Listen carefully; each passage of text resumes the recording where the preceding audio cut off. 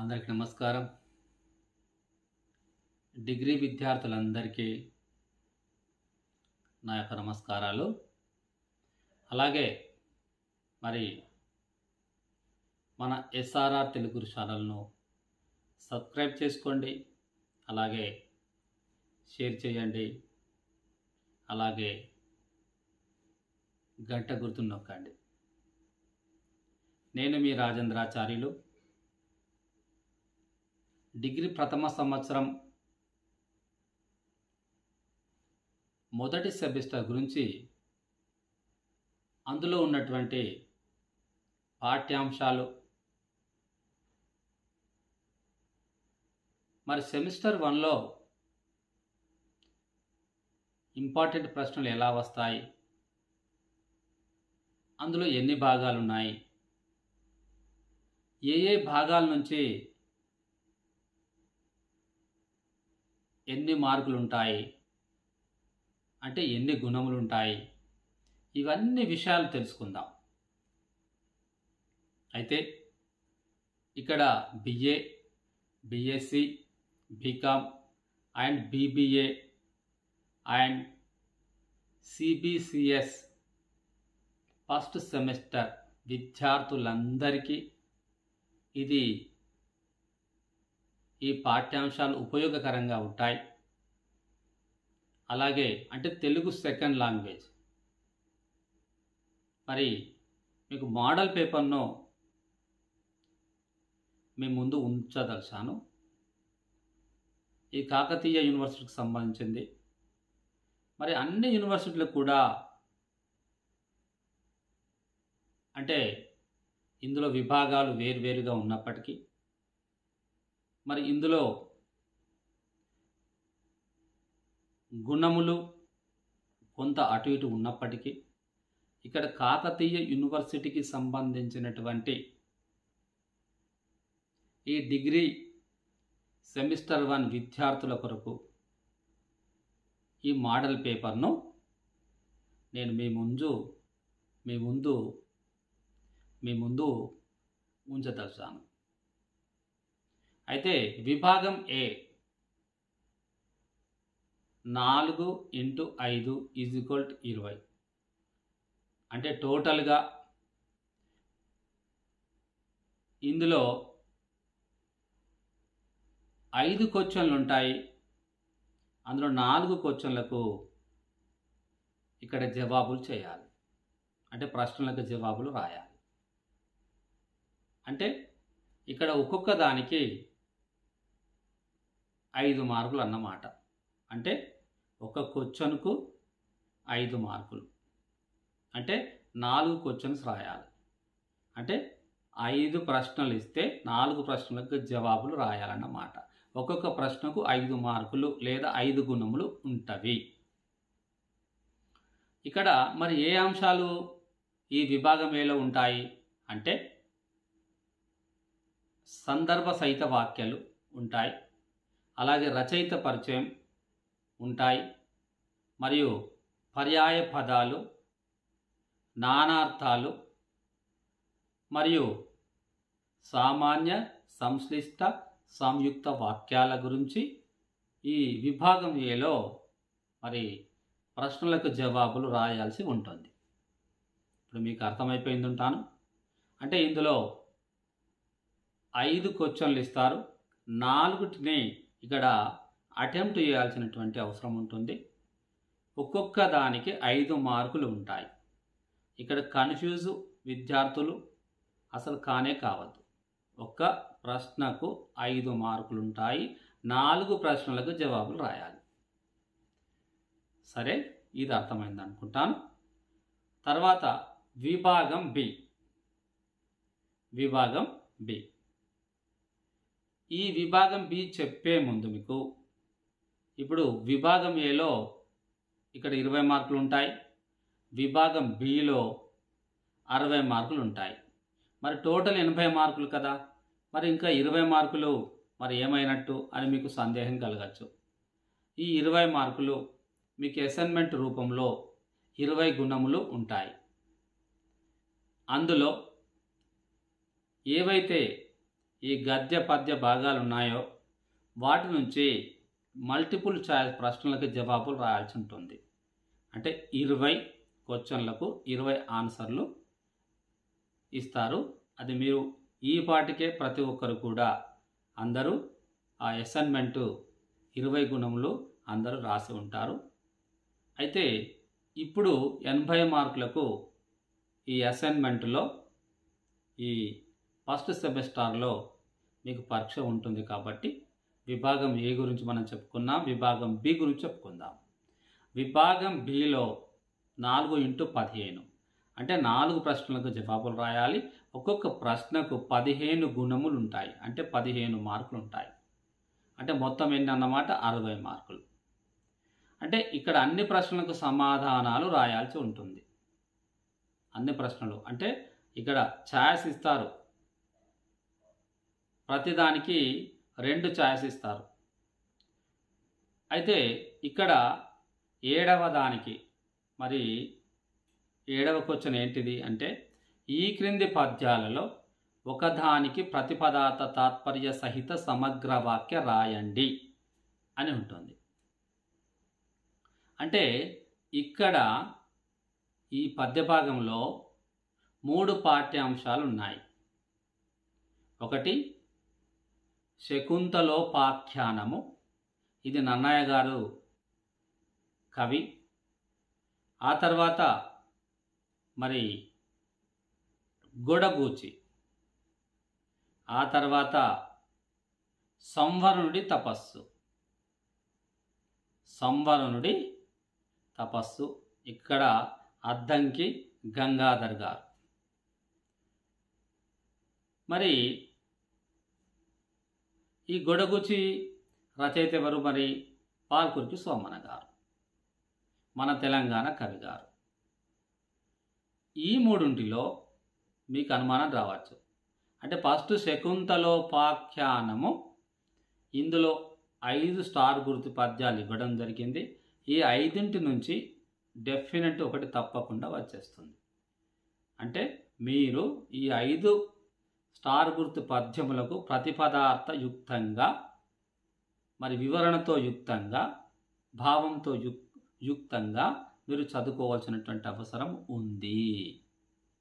కాబట్టి ఫస్ట్ శకుంతలోపాఖ్యానం నుంచి తప్పకుండా 5 స్టార్ గుర్తు పద్యములు ఇక్కడ మీకు ఆల్రెడీ పరీక్ష పేపర్లో ఆ పద్యాన్ని ఇస్తారు.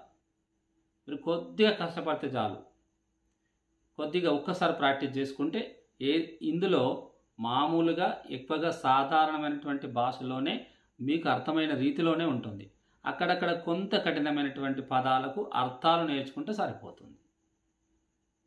సరే, కొద్ది కఠినమైన పదాలు రాకపోయినా మీరు అటెంప్ట్ చేసి మీరు రాయగలిగితే 15 మార్కులకు కనీసం 10 మార్కులన్నా తప్పకుండా వస్తాయి. మీరు ఏం చదవకపోయినలో అక్కడ వెళ్ళినలో ఎప్పుడు ఒకసారి పాఠం విన్నారు. సరే, ఇక్కడ సపోజ్ ఈ పద్యంలో విపరీత ప్రతిభాషలేమిటికి సుర్వీనాథ ఈ పుత్ర గాత్ర పరిష్వంగ సుఖము సేకొనుము ముక్తాహార కర్పూర సాంద్ర పరాగ ప్రసరంబు జంధనము చంద్రజ్యోత్స్నయుంభుత గాత్ర పరిష్వంగమునట్లు జీవులకు హృద్యంబే కడుచితమే అనే పద్యము. మరి కనీసం ఇక్కడ విపరీతం అంటే మీకు తెలుసు, రాసే ప్రయత్నం చేయండి. కనీసం ప్రయత్నం చేస్తే కనీసం 15 మార్కులకు 10 మార్కులన్నా తప్పకుండా వచ్చే అవకాశం ఉంటుంది. కాబట్టి ఒక్కసారి ఈ 5 స్టార్ గుర్తు పద్యములను ఒక్కసారి మీరు మననం చేసుకొని కొంత కష్టపడితే సింపుల్గా 15కు 15 మార్కులు కూడా వచ్చేస్తాయి. భయపడాల్సినటువంటి అవసరం లేనే లేదు. ఇక్కడ మీకు అర్థమైపోయింది. అంటే సార్ మరి మీకు అనిపించచ్చు ఈ ఒక్క పాఠం అంటే శకుంతలోపాఖ్యానం చదివితే సరిపోతుందా, స్టార్ గుర్తు పద్యం సరిపోతుంది. ఎందుకంటే ప్రాచీన కవి కాబట్టి ఇందులో నుంచి తప్పకుండా ఒక పద్యం వచ్చేస్తుంది. మరి అలాగే గొడగూచి, ఆ గొడగూచులో మరి అందులో పద్యాలు లేవు కాబట్టి మరి ఏమైపోతుంది, అందులో లేదు కాబట్టి అందు నుంచి రాదు అని అర్థమైపోయింది. తర్వాత ఇంకేమున్నది, సంవరుడి తపస్సు. ఇందులో పద్యాలు ఉన్నాయి. కానీ ఇక్కడ ఈ పాఠమైనా పూర్తిగా చదివినా ఈ సంవరుడి తపస్సు పూర్తిగా స్టార్ గుర్తు పద్యంలో అయినా చదువుకుంటే సరిపోతుందన్నమాట. అంటే డెఫినెట్గా ఇందులో నుంచి ఒకటి వస్తుంది. అంటే శకుంతలోపాఖ్యానం నుంచి ఒక ఒక ప్రతిపదార్థ పద్యం వస్తుందన్నమాట, లేదా సంవరుడి తపస్సు నుంచి ఒక పద్యం వస్తుందని మనకు అర్థమైపోయింది ఇక్కడ. అంటే ఏదైనా ఒకటి ఇక్కడ శకుంతలోపాఖ్యానం నుంచి ఒక మొత్తం 5 పద్యాలను చదువుకుంటే డెఫినెట్గా ఒక ప్రతిపదార్థానికి తాత్పర్యం మనం రాయవచ్చు. ఇది 100కు 100% వస్తుంది. రాకుంటే అప్పుడు నన్ను అడగండి. మీరు 100కు 100% తప్పకుండా వచ్చేస్తుంది. 5 స్టార్ గుర్తు పద్యాలను తప్పకుండా మననం చేసుకోండి. ఒక్కసారి ప్రాక్టీస్ చేయండి, మీకు 100% 15కు 15 మార్కులు వచ్చేస్తుంది. ఇక తర్వాత మరి 8వ బిట్టు. ఈ 8వ బిట్టులో తప్పనిసరిగా మీకు 15 మార్కులు ఉంటాయి. మరి 8వ బిట్టులో 15 ఉంటాయి, 9వ బిట్టులో 15 ఉంటాయి, 10వ బిట్లో 15 ఉంటాయి. మరి ఎలా ఉంటాయి 8వ బిట్లో, 9వ బిట్లో, 10వ బిట్లో అంటే మీకు ఇందాకనే చెప్పాను నేను. అంటే 8వ బిట్టు ఇక్కడ పద్యభాగమైనటువంటిది ఇది ఇప్పుడు చెప్పిన. సపోజ్ గొడగూసి ముగ్ధ భక్తిని వివరించండి, గొడగూచి ముగ్ధ భక్తిని వివరించండి, లేదా శ్రీ జయభేరి కవిత ద్వారా శ్రమతత్వాన్ని వివరించండి అనేటువంటిది ఇక్కడ రెండిట్లో ఒక ఛాయిస్ అన్నమాట.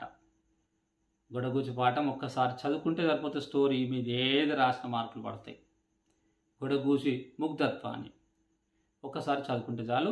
మీకు ఇప్పుడు నేను ఇంట్రొడక్షన్ ఇది ఇచ్చిన తర్వాత, ఈ మోడల్ పేపర్ యొక్క వివరణ ఇచ్చిన తర్వాత నేను ప్రతి పాఠం నుంచి మీకు తప్పకుండా వీడియోలో పెడతాను. తప్పకుండా అందరూ చూసి ప్రతి ఒక్కరు షేర్ చేసుకుంటారని ఆశిస్తూ, అలాగే మరి 9వ బిట్టు ఇక్కడ రుద్రమదేవి పాత్ర చిత్రణ విశ్లేషించండి. అంటే ఉపవాచకం నుంచి తప్పకుండా రెండు బిట్టులో 2 క్వశ్చన్ నుంచి, అంటే 2 ప్రశ్నల నుంచి ఒక ప్రశ్నకు జవాబు రాయాల్సి ఉంటుంది. లేదా రుద్రమదేవికి వ్యతిరేకంగా శత్రువులు పన్నిన వ్యూహాలేవి ఎలా భగ్నం చేయబడ్డాయి అనేది ఇక్కడ. అంటే రుద్రమాదేవి ఉపవాచకం మొత్తం చదివేసుకుంటే ఇక్కడ మనం ఏ ప్రశ్నకైనా జవాబు రాయవచ్చు. ఉపవాచకం కూడా మీకు చెప్తాను, సరేనా? మరి ఇక 10వ బిట్లోకి వెళ్తే ఈ క్రింది సంధులను లక్షణ సమన్వితము నిరూపించండి. లక్షణ సమన్వితంగా ఇక్కడ నిరూపించండి అంటే సపోజ్ గుణసంధి. మరి లక్షణ సమన్వయం అంటే ఏంటిది? గుణసంధి. ఇప్పుడు ఒక సపోజ్ దేవేంద్ర అనేటువంటిది ఒక సంధి ఇచ్చాడు అనుకుందాం. ఇక్కడ దేవ ప్లస్ ఇంద్ర, ఇక్కడ వా అనేటువంటి, ఇక్కడ ఆ అనేటువంటి, వా అనేటువంటి అల్లులో ఆ అనేటువంటి అచ్చు దాగుంది కాబట్టి పూర్వపదంలో ఆ దాగుంది కాబట్టి ఆకు ఇక్కడ ఏమిది? దేవేంద్ర, దేవ ప్లస్ ఇంద్ర, ఆకు ఈ వచ్చింది కాబట్టి ఆకు ఈ వస్తే ఈజ్ ఈక్వల్ టు ఏ, దేవే అన్నప్పుడు ఏ వచ్చింది కాబట్టి ఓ ఇది గుణసంధి.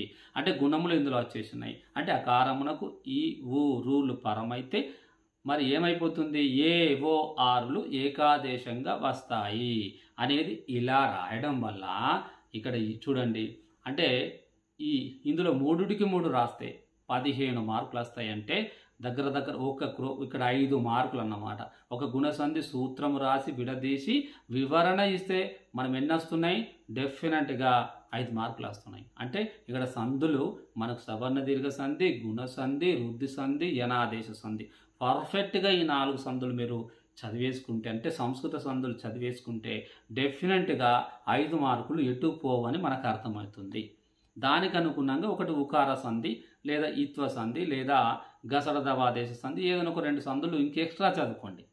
ఎక్స్ట్రా చదువుకుంటే కొంత వృద్ధి సంధులో మరి ఇందులో కొంత ఎక్కువ లేవు కాబట్టి మరి ఇంకా సవర్ణ దీర్ఘ సంధులో చాలా ఉన్నాయి కాబట్టి సవర్ణ దీర్ఘ సంధి ఒక్కొక్కసారి అటెంప్ట్ చేయలేక బాగున్నాయి కాబట్టి అటెంప్ట్ 30-40 దాకా ఇక్కడ సంధులు ఉన్నాయి కాబట్టి అందులో మోస్ట్ ఇంపార్టెంట్ ఏమో మాకు అర్థం కాదు సార్ అనుకుంటే గుణసంధి చదువుకోండి, వృద్ధి సంధి చదువుకోండి, ఇనాదేశ సంధి చదువుకోండి, తర్వాత ఊత్వ సంధి, ఈత్వ సంధి చదువుకుంటే డెఫినెట్గా ఇళ్ళకెళ్ళి మనకు వచ్చేస్తాయి అన్నమాట. అవి చాలా తక్కువ ఉన్నాయి సంధులు. ఎందుకు మరి ఈ ఎగ్జామ్లో ఎక్కువ మార్కులు సాధించడం ఎలా అనే దానికి మీకు ప్రతి దానికి ఆన్సర్ ఇస్తున్నాను. ఆ తర్వాత ఇక్కడ మరి ఈకార సంధి. ఇక్కడ చూడండి, ఇప్పుడు ఏం గుణసంధి అన్న, ఇదే సంధి, ఇవి సంస్కృత సంధులు. సంస్కృత సంధులు ఏమేంటి? సవర్ణ, గుణ, వృద్ధి, యనాదేశ సంధులు.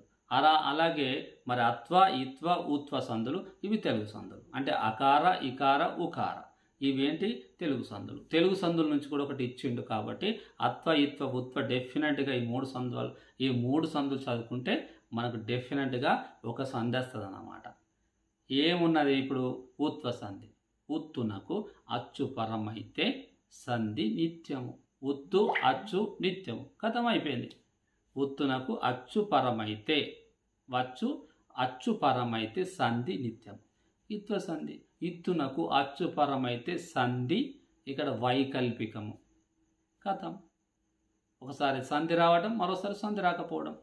మరి అత్వ సంధి. అత్తునకు అచ్చుపరమైతే సంధి బహుళం. బహుళం అంటే 4 విధాల కార్యాలు జరుగుతాయన్నమాట. ఒకసారి సంధి జరిగిన రూపం, ఒకసారి సంధి జరిగిన రూపం, ఒకసారి సంధి వస్తువు, మళ్ళీ ఇంకోసారి రాకపోవడం, ఇంకోసారి సంధి నిషేధం. ఇట్లా 4 రకాల సంధి కార్యాలు జరిగితే దాన్ని బహుళము అని అంటాం. అది అత్వ సంధిలో జరుగుతుంది. అర్థమైందచ్చు. ఇక గసడ దవాదేశ సంధి. ఇలా గసడ దవాదేశాలు ప్రథమ ఇవి వచ్చేస్తే అంటే మీకు చెప్పేటప్పుడు, సంధులు చెప్పేటప్పుడు ఇవన్నీ చెప్తాను. ఇది లెంత్ అయిపోతుంది కాబట్టి మీకు తక్కువగా గసడ దవాదేశ సంధి గురించి మళ్ళీ చెప్పుకుందాం. ఇక తర్వాత ఇప్పుడు ఏ చెప్పుకున్నాం మనం. ఇప్పుడు 10th బి చెప్పుకుందాం. ఈ బిలో ఇక్కడ క్రింది సమాసాలకు లక్షణ సమన్వితంగా నిరూపించండి. ఇప్పుడు ఇక్కడ ఏంది? ఇందులో సప్తమి మరియు ద్విగు సమాసం మరియు ఉపమాన పూర్వపద మరియు ఉత్తరపద కర్మధారయ సమాసాల గురించి ఇవ్వడం జరిగింది. అంటే ఇక్కడ 10వ బిట్టులో ఏ బిట్ అయినా చేయాలి, లేదా బి బిట్ అయినా చేయాలి. అంటే మీకు అనుమానం రావచ్చు, సార్ ఏ బిట్టులో ఒకటి చేసి బి బిట్టులో ఒకటి చేయొచ్చు. అట్లా చేయొద్దు. చేస్తే ఏ బిట్టులో 3కి 3 చేయాలా, లేదా బి బిట్టులో 3కి 3 చేయాలి. ఆ ఏ బిట్ అయినా అంటే ఏ బిట్టులో ఒకటి వస్తుంది సార్, బి బిట్టులో ఒకటి అంటే అది కరెక్ట్ కాకుండా దాన్నైనా 3 చేయండి, దీన్నైనా 3 చేయండి. చేస్తే పర్ఫెక్ట్గా ఉంటుంది. అంటే ఇటు సమాసాలు ఇది ఏమున్నది? ద్విగు సమాసం. ఇప్పుడు సప్తమి సమాసం. ఎంత సింపుల్ ద్విగు సమాసం. సంఖ్యావాచకం పూర్వపదంగా వస్తే కథం ద్విగు సమాసం.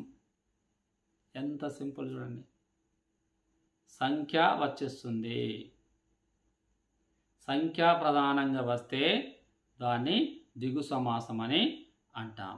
ఇప్పుడు దశకంఠుడు లేదా సప్త సముద్రాలు. సప్త అంటే 7, 7 అయిన సముద్రాలు. ఇట్లా సంఖ్యావాచకం మరి పూర్వపదంగా వస్తే దానిని ద్విగు సమాసం అన్నాం. సప్తమి అందున్నన్. ఇప్పుడు మనం ప్రథమా విభక్తి డూమూవులు, ద్వితీయ నిన్, నున్, లన్, కూర్చి గురించి, చేతన్ చేన్, తోడన్ తోడన్, తోడన్ తోన్, చేతన్ చేన్, తోడన్ తోడన్, చేతన్ చేన్, తోడన్ తోన్, కొరకున్ కై, వలెనన్ కంటెన్ పట్టెన్, కినుకున్ యొక్క లోన్ లోపలన్, అందున్ నన్, ఓ ఓయి ఓరి ఓసి. సంబోధనా ప్రథమ విభక్తి. ఇలా ఈ విభక్తులు నేర్చుకుంటే సరిపోతుంది. ఉపమాన పూర్వపదం. ఉపమానం పూర్వపదంగా వస్తే ఉపమాన పూర్వపదం, ఉపమానం ఉత్తరపదంగా వస్తే ఉపమాన ఉత్తరపద కర్మధారయ సమాసం. ఇలా ఇవన్నీ సింపుల్. బహువ్రీహి సమాసం అది మోస్ట్ ఇంపార్టెంటే. ద్విగు సమాసం మోస్ట్ ఇంపార్టెంటే. విశేషణ పూర్వపద మోస్ట్ ఇంపార్టెంటే. ఇక కొన్ని ఈ సమాసాలు నేర్చేసుకుంటే సింపుల్గా మీరు ఎగ్జామ్లో మంచి మార్కులతో 100కు 100 మార్కులతో మీరు ఆల్రెడీ మీకు 20 మార్కులు వచ్చేస్తున్నాయి కాబట్టి 80 మార్కులు ఈజీగా మీరు గెయిన్ చేయొచ్చు.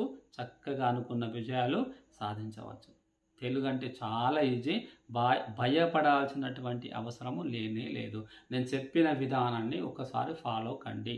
అనుకున్న మార్కులు మీరు ఎక్కువగా మరి సాధించగలుగుతారు. కాబట్టి ఏం లేదు, ప్రతి విభాగంలో 2 ఇచ్చిండు. ఈ మరి వ్యాకరణాంశంలో మాత్రం 3 ఇచ్చిండు. ఇక్కడ ఆ ఈ. తర్వాత సమాసాల్లో కూడా 3 ఇచ్చిండు. ఆ ఈ. కాబట్టి ఇక్కడ ఆ అంటే ఒక్కొక్క దానికి 5 మార్కులు అన్నమాట. ఇప్పుడు గుణ సంధి ఇచ్చిండు, ఇకార సంధి ఇచ్చిండు, గసడ గసల దవాదేశ సంధి ఇలా 3 రాస్తే 15 మార్కులు, లేదా బి సెక్షన్లో 3 రాస్తే 15 మార్కులు వచ్చేస్తాయి. కాబట్టి విద్యార్థులందరూ కూడా మంచి మార్కులు సాధించాలని, చక్కగా మరి మీరు అనుకున్న విజయాలు సాధించి ఈ తెలుగులో మంచి మార్కులు సాధించి మీ కళాశాలలకు, మీ అధ్యాపకులందరికీ కూడా మంచి మరియు మీ తల్లిదండ్రులకు మంచి పేరు తీసుకొస్తారని ఆశిస్తూ మీ రాజేంద్రాచార్యులు, తెలుగు అధ్యాపకులు మరియు impact motivation speaker and trainer. కాబట్టి ప్రతి ఒక్కరు కూడా మన ఎస్ఆర్ఆర్ తెలుగు ఛానల్ను సబ్స్క్రైబ్ చేసుకొని ప్రతి ఒక్కరికి కూడా షేర్ చేసి గంట గుర్తు నొక్కుతారని ఆశిస్తూ, మరి ఇప్పుడు ఇది ఇంట్రొడక్షన్ మాత్రం, మోడల్ పేపర్ గురించి చెప్పాను.